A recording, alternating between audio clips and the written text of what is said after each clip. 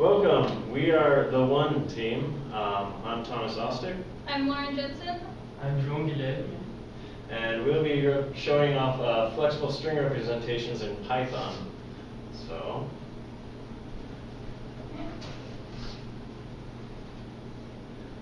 string representations in Python, they do use a Unicode string type.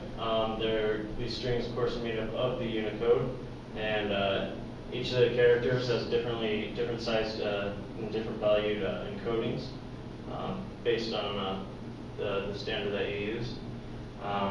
Unicode, there are several formats that they use. Python Unicode has a few, particularly the UCF16, UCF32, and the UCS4. There's many more like UCS2, which we are right here at. The UCS2 is pretty much you can consider the precursor to the UCF16. It uses a strict 16-bit encoding and only can support the basic multilingual plane.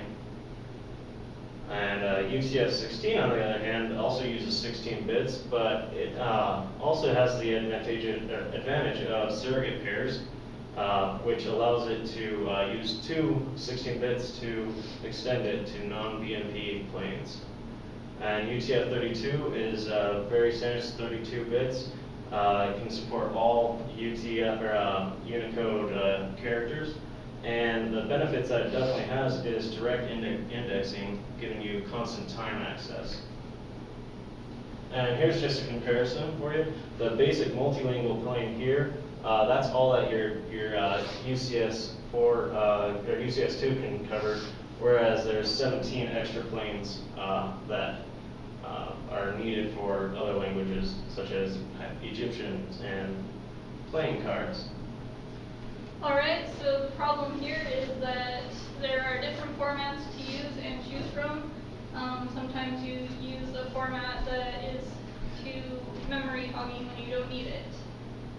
And so basically you have to be conscious of which format you're using when you use a Unicode string. And you have to choose between an efficient but restrictive format and an inefficient but inclusive format. So, Martin B. Lois proposed PEP 93 in January of 2011, and he proposed it to support flexible internal string representations.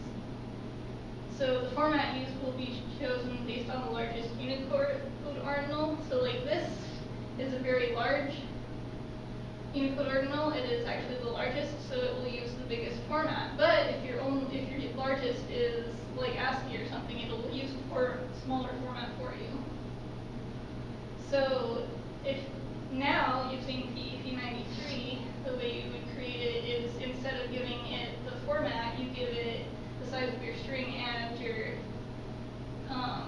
maximum character, like the max.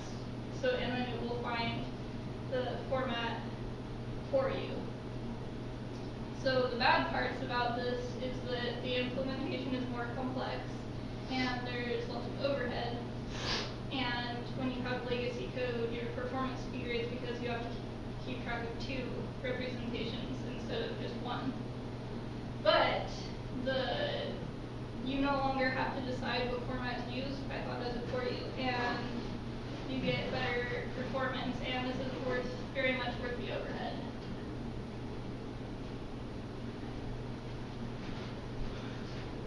In benchmarking results, we see that the Unicode size of the object size of the Unicode string was reduced by 40 or 60%. And here's an example of how the code is changed. We can see that here we have a string type and we can convert it to Unicode in Python 2, but in Python 3 we can't convert it to the Unicode type because it's already in Unicode. That's because of the PEP 393. And the community reactions, they were pretty accepted by everyone in the community. The only objection was the already mentioned legacy code problem. And it was accepted and implemented Python 3.3.